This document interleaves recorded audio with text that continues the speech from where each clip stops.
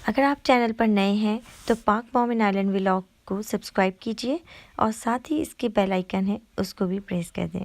शुक्रिया।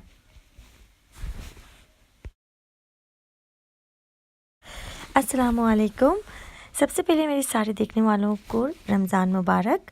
और जी, तो आज मैं आप लोगों के साथ बहुत ही मज़ेदार सी एक चटनी की रेसिपी शेयर करने लगी हूँ। जैसे कि आप सबको पता है कि रोज़े में जब हो तो रोज़े में काफ़ी जो है वो खट्टी मीठी चीज़ें खाने का दिल करता है, और इस तरह से चटपटी चीज़ें जो होती हैं वो हमारी ज़्यादा जो है हमारा फोकस होता है उस पर। तो और अगर आप समोसे या पकौड़े बना रहे हो तो अगर उसके साथ चटनी ना हो तो फिर तो समझे मज़ा ही नहीं आता बिल्कुल भी। तो ऐसी ही मज़ेदार सी एक रेसिपी शेयर कर रही हूँ जो कि है इमली और खजूर से बनेगी। ठीक है, ये खट्टी मीठी सी चटनी होती है जो कि टेस्ट में बहुत ही ज़्यादा मज़ेदार सी होती है। तो चलिए मैं आपको बताती हूँ कि इसके लिए मैंने कौन से इंग्रेडिएंट यूज़ किए हैं।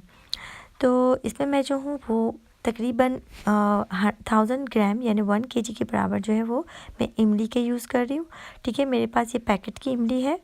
ठीक है, और ये जो इसमें बीज जो होते हैं ना, सीड्स इसके, ये इसके अंदर साथ ही हैं। मैं इसमें निकालूंगी नहीं कुछ भी, क्योंकि पकने के बाद ये खुद ही अलग अलग हो जाएंगे और फिर स्ट्रेनर से काफ़ी आसानी से निकल भी जाएंगे। और इसके साथ मैंने ये खजूरें ले ली हैं जो कि 700 ग्राम है। थोड़ी सी नरम वाली खजूरें ले लें। मुझे ये वाली अच्छी लगती हैं क्योंकि ज़रा टेस्ट में स्वीट होती हैं और अच्छा टेस्ट होता है काफ़ी, और फाइबर भी इसमें बहुत ज़्यादा होता है। इसके मैं बीज भी निकाल लूँगी और इसका जो ऊपर से स्टेम है वो भी। और मसालों में जो है इसमें नमक हस्ब ज़रूरत यूज़ करूँगी। ठीक है, मैंने इसमें 1.5 चम्मच यानी 1.5 टेबल स्पून के यूज़ किए हुए। आप अपनी ज़रूरत के हिसाब से यूज़ करें। काला नमक मैंने इसमें 1 टीस्पून के बराबर यूज़ किया हुआ है। और इसके अलावा मैंने इसमें 1.5 टेबल स्पून फ्लैक्सीड यानी चिली फ्लेक्स यानी कुटी हुई मिर्चों की यूज़ किए हैं। आप भी अपने हस्ब ज़रूरत यूज़ कर सकते हैं।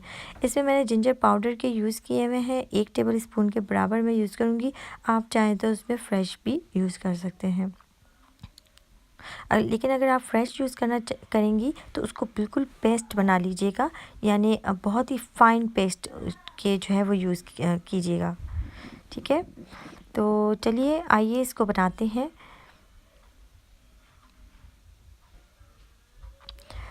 इसके लिए मैंने जो है वो 1 लीटर पानी ले लिया है और उसको थोड़ा सा गर्म होने दिया है। ये थोड़ा सा गर्म हो गया है तकरीबन, आप देख सकते हो इसमें से जो है वो काफ़ी धुआं निकल रहा है। ठीक है, बॉइलिंग पॉइंट पे नहीं है लेकिन धुआं निकल रहा है। फिर मैं इसमें जो है ये जितनी भी इमली है वो डाल दूँगी और साथ ही जो ये मसाले हैं ये भी ऐड कर लूँगी।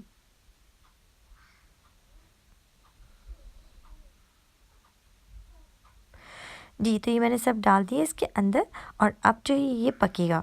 ठीक है, थोड़ा सा बॉईल होगा।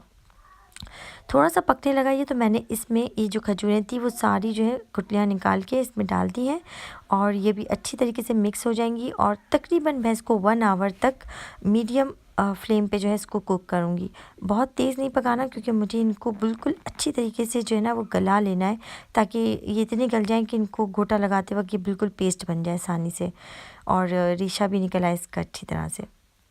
तो देखें ये 1 आवर पक चुका है और बहुत ही अच्छी तरीके से जो है ये हर चीज़ जो है वो घुल गई है।